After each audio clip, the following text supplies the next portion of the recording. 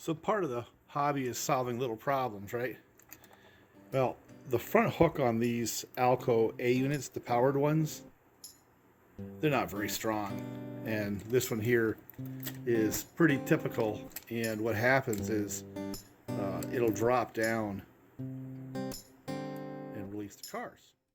It's got a lot of slop. It drops down and releases. It's kind of a wimpy hook anyway, just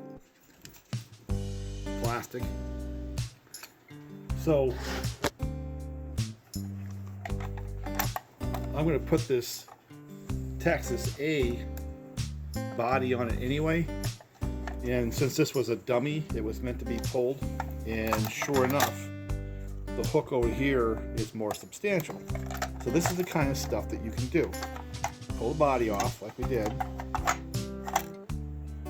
and I'm going to just take that circlip off, take this one off, and put this more substantial unpowered truck and hook from a dummy A unit on this powered, but now running backwards, powered A. These things are meant to go forwards, not backwards.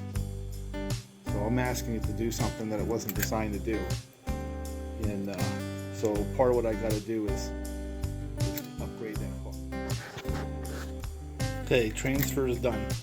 Now that wimpy hook is on the spare parts A dummy, goes into the spare parts box, and now this is a powered A with a much more substantial hook. And notice how it stays with the truck.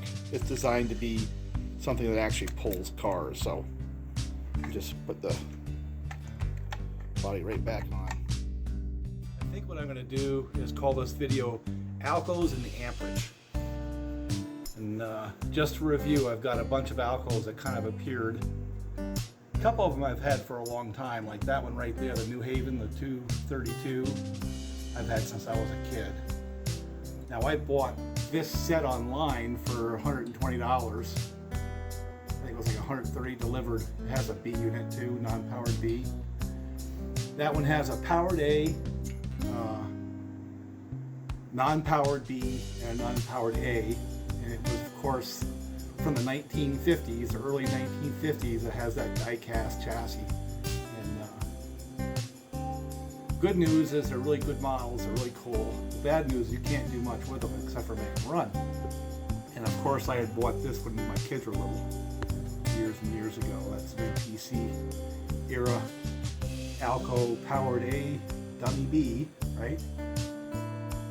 And so they sit up there because they're gonna represent the part of the hobby where you just sort of look at them, run them occasionally, but their purpose in life is to be as they were delivered from the factory. And these Alcos, every one of them is going to get hacked and cut somehow, some more than others. And what this really is just sort of a recognition that different people go different ways when they get into model railroading. I'm not really into the collecting. I'm certainly not into the high dollars aspect. I'm more into the modifying and making things work and making things work better if you can. And the Alcos work for me for a couple of reasons. One is they represent that transition from steam power to diesel power. The second is the part of the railroad world that was interesting to me was the one centered around Pennsylvania coal mining and the coal industry. And a lot of the railroads that were involved with that had at some point or another Alco power. And these Alco FAs, one of the units that were tried, now they had some tough times, and I think it's kind of interesting that the Lionel Alco FA series is really not high up on the collector list, just like the real life Alco FAs didn't do that well either. In real life, Alco FAs were cursed with the 244 version of the Alco diesel, and that was something, there's a long history surrounding that. I'm not going to get into it. This is about hacking old model trains. But to make a long story short, it was a rush to the market to compete with EMD and the railroads' need to go to diesel as they were getting away from steam after the Second World War. And it had some substantial design issues that I don't know if they were ever resolved. They got better, but they were busting cranks and having severe issues. And alongside the EMD series, they just didn't hold up well. So eventually, a lot of those railroads that are pulling heavy coal cars went EMD instead. You know, you had the Alco Century series that followed on. They had the 251 series and all that good stuff. Now, that's interesting to me, which is one of the reasons why I have the Alco FAs, is because they were kind of like the underdog. The second reason is my first model railroad engine given to me by my father was that one, which was an Alco FA. I'm not sure New Haven ever had one. One thing I do know is that in terms of being correct from the railroad standpoint, that Delaware and Hudson never existed. They had Alco PAs, but they didn't have Alco FAs. So that's not an accurate model, that Alco FA that I got up there, any more than I think that one is. But who cares?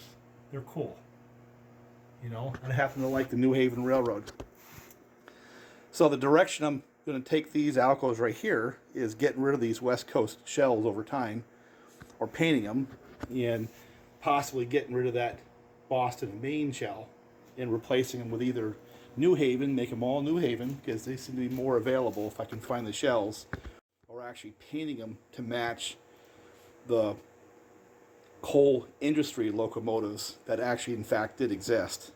You know, I believe you'll find in the pictures that Pennsylvania Railroad had a couple of the Alco FAs, and I know Reading did, and I do believe that some of the other ones did as well. So that would be in theme with what I'm trying to build in terms of a model at some level, is that Pennsylvania coal mining industry and the railroads that surrounded that. But back to Alcos and amperage. So yeah, here's the three generations yet again. You got the 1950s die-cast frame. I covered that in my last video. Nice model. From my perspective, they're going to stay just as they are. I'm not going to hack on them because you really can't. You really can't do much with those die-casts except for make them run as good as you can, and then just use them and enjoy them. And then you come into the, I guess it was 1958 or so that they came up with a sheet metal chassis Alcos, of which this is one. This, of course, was built in, I think, 62. But they continued that architecture right until the end with the sheet metal chassis with a variety of different components. So that represents that 1960s era. And then, of course, the one over there that never existed in real life, the Alco FA with Delaware and Hudson colors, because Delaware and Hudson had the PAs, not the FAs. That's also representing the MPC Lionel era, and I'm going to leave them alone. Why am I going here? Because I have fun with these things, and I'll tell you part of the things I've done that have made them more enjoyable. Let's see if I can get them to go.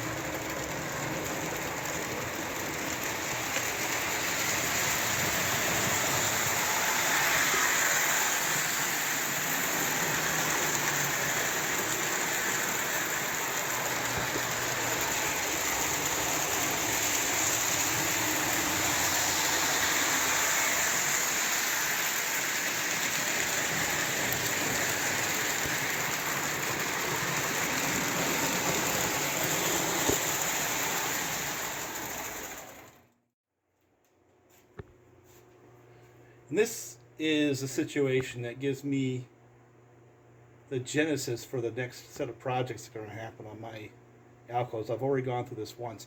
Let me wind back a little bit. So when I run that set of Alco A units. Both of those are as they came from the factory. Neither one of those have been modified yet. But I like running them back to back powered. And because that is the original as manufactured A unit for that particular one, the powered A, they came with a really, really wimpy front hook. Okay? Well, there's your genesis for modification. I like to run them like that, therefore I need to have a hook that has enough strength in order to pull at least 5 cars, right? Just like when we built this layout that had an elevation change, all of a sudden I couldn't pull the big long trains anymore because I'd run out of traction going up that grade. Therefore, we went into how do we modify things in order to solve that problem. Of course, the first thing I did was start to put powered units somewhere in the train to help give a little bit of traction, push the thing up the hill. But then it turned into what can I modify, because that's all part of how I operate. This AB unit right here was solving that problem. So let's see how it works.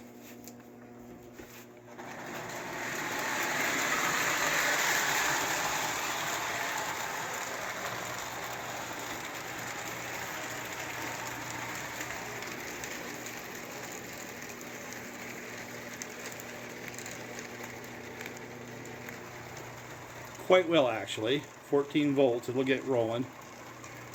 And oh yeah, I have another powered A unit sitting back of the train somewhere.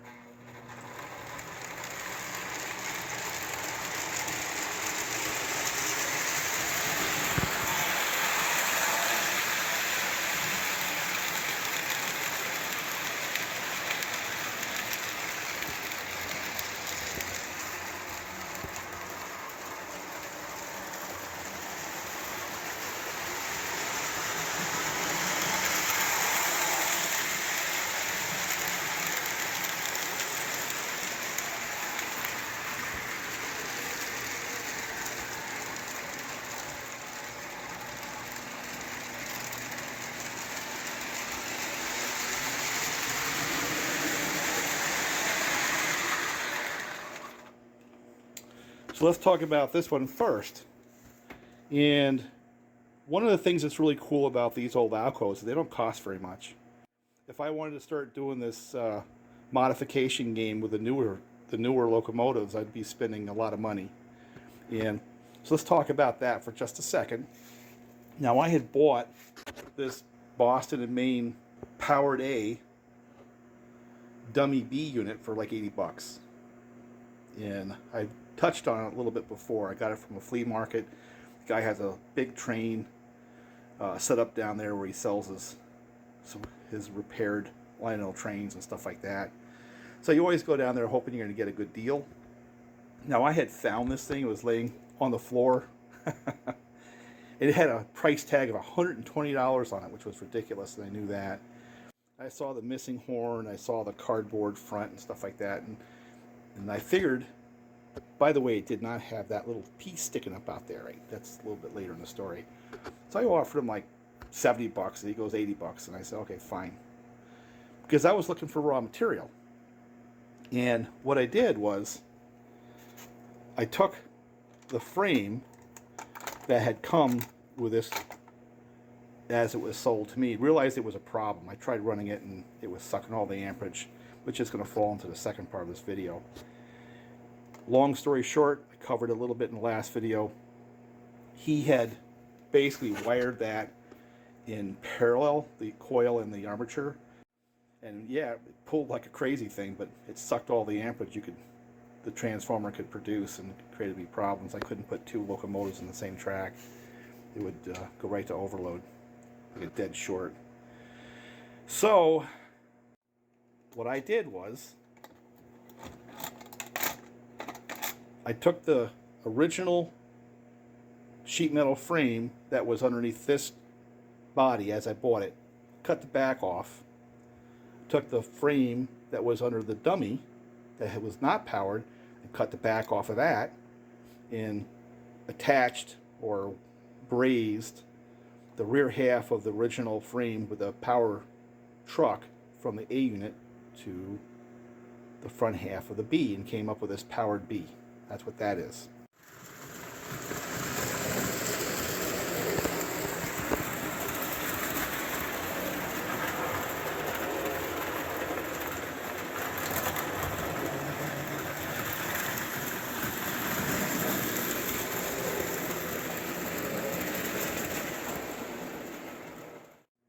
It's an old magnet traction motor that was originally with this particular A unit. I rewired it properly so it, the armature and the coil are wired in series. I got it running in the right direction where it's pushing from the back versus pulling from the front.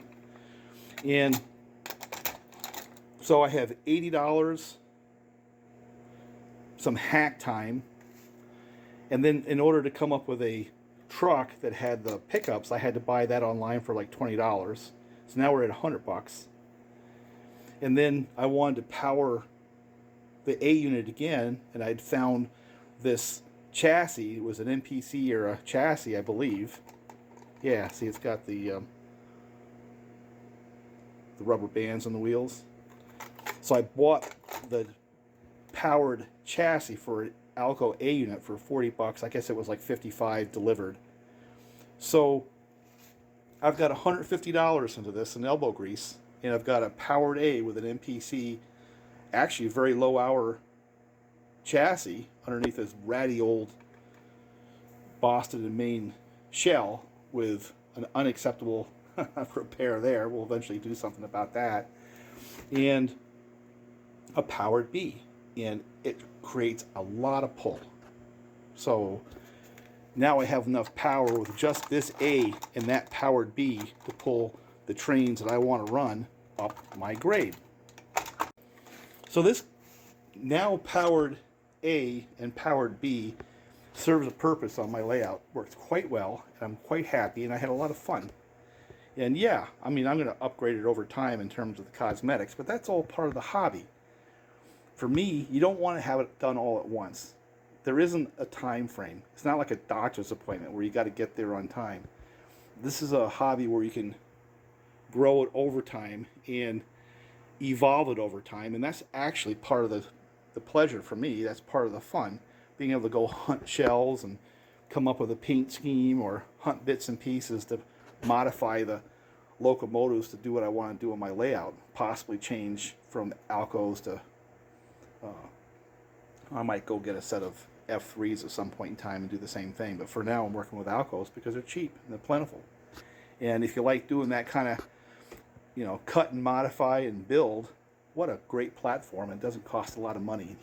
I've got less money in all the locomotives that sit on this board than it would cost to buy one current either Lionel or MTH locomotive. You know, just think about that for a second. And I've already had a lot more fun because I've already dug into them and hacked them up and modified and did the things I do. And I can pull a heck of a long train. So that's modification number one. That's modified locomotive number one.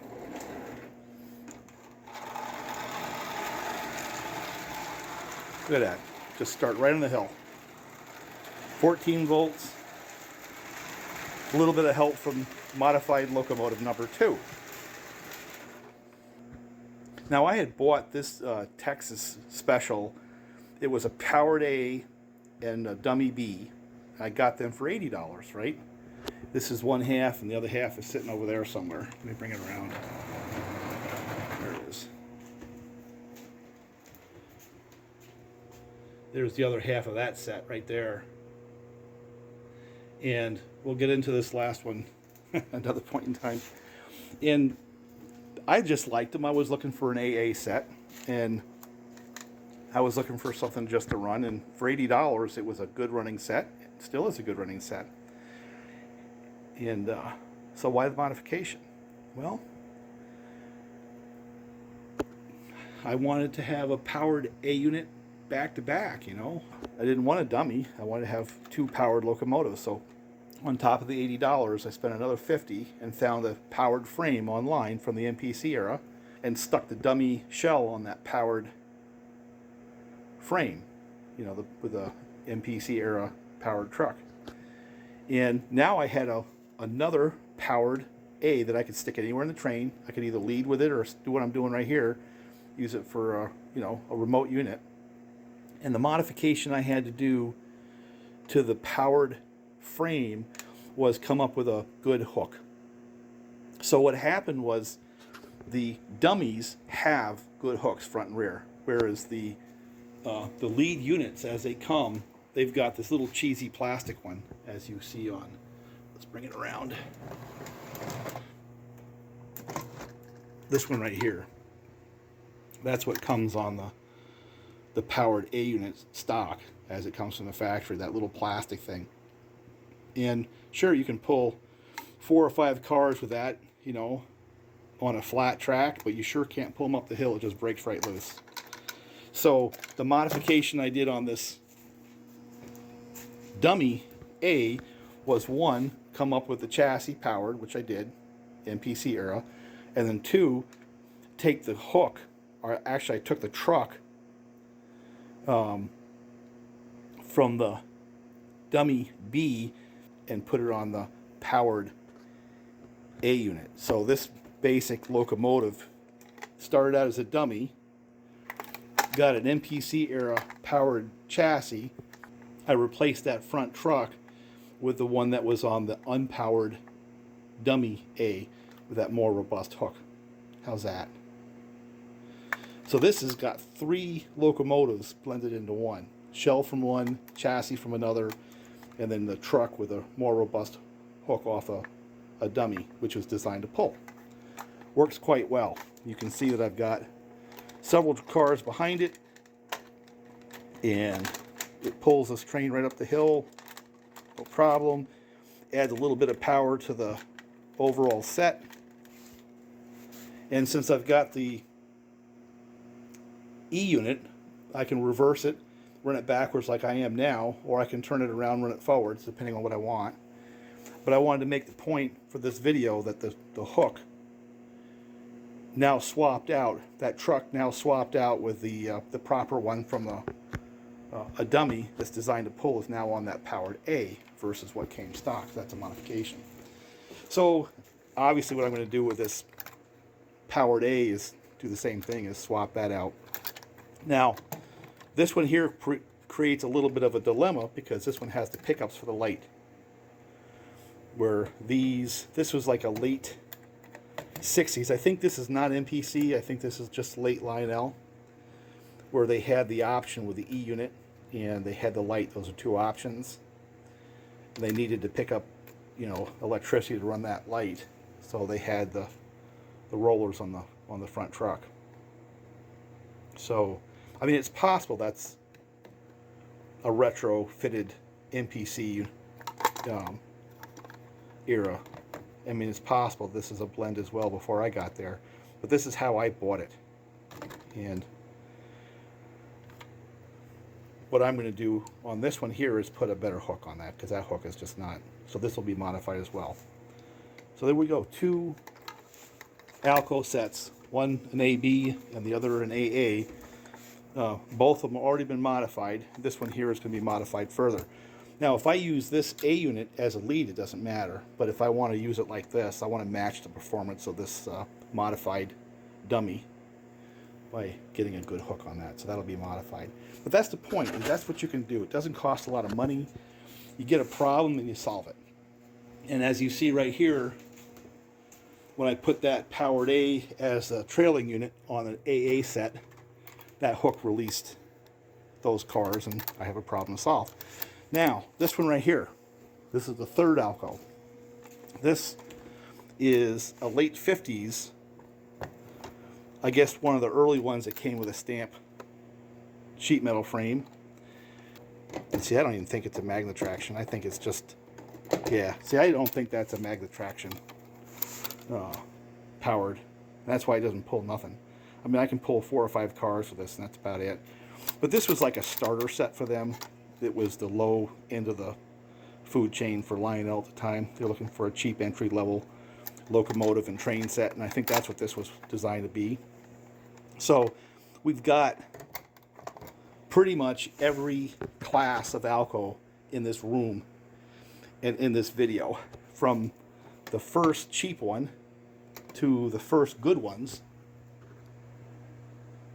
to the much improved, to the yet again improved Alcos like that one down there. and then we've got modified ones like we're doing here. And the whole point of this is to show that you can have a lot of locomotives, have a lot of fun, have to solve railroad type problems on a model railroad, and not spend a lot of money. And even if you start with the least expensive, I got this for 50 bucks online, by the way, version of these Alcos, I can retro every piece that I've got, everything that was built by Lionel for the sheet metal Alcos, I can retro into this one right here. So I think what's going to happen to this one, this is a prediction, is of course I can't leave it like this. It's virtually useless. I'm going to find either a Magna Traction or an MPC era powered truck and put it in the back so it can actually pull something. Or I'm just going to start bolting weights on it and see if that'll help give it some traction. And this one right here, which was a powered A, I'm going to modify that hook. Those are two modifications. And none of them are going to cost very much money. So let's go add it up. 150 for that. 150 for these. That's 300. 50 for that. That's 350.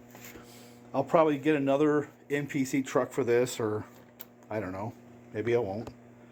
So possibly $50 more. And I've got all this traction and all this fun and all these reasons to crack these things open, you know, change hooks, change motors. What I'd kind of like to do is start painting these shells. It goes back to the beginning, and since I want to model the Pennsylvania coal mining industry, these Texas shells either have to go away or I have to paint them into something that is more, you know, suitable to my layout. Same with those there. They got to either get painted or go away. That doesn't have to happen right now is the point. And gives me a reason to go to a train show and socialize with friends, you know, go to an antique shop or something like that, looking for bits and pieces to take this layout or take this set of trains and move it in that direction. If it happens tomorrow, great. If it happens next year, that's fine too. And for me, that's what this is about. Oh, by the way, here's a simple solution to the wimpy hook syndrome. Put that Alco back here and the wimpy Alco up front, because this thing here is truly wimpy. I don't think it has enough power to pull itself away from that truck. It doesn't run good enough to run away from this one, therefore this one's always going to be pushing on that one. So let's see if that works. And of course it's got the good hook on the back.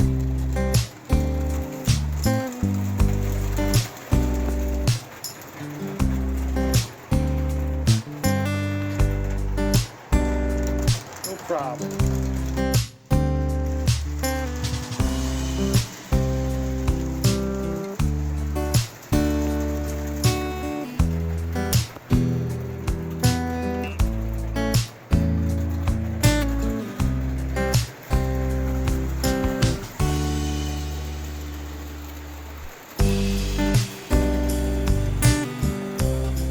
Now, to the whole thing about power and amperage. So I've got this running as slow as I can, right? Watch what happens when I start applying power to the outside track with a 3 Alco. Watch what happens to the speed of the one in the middle.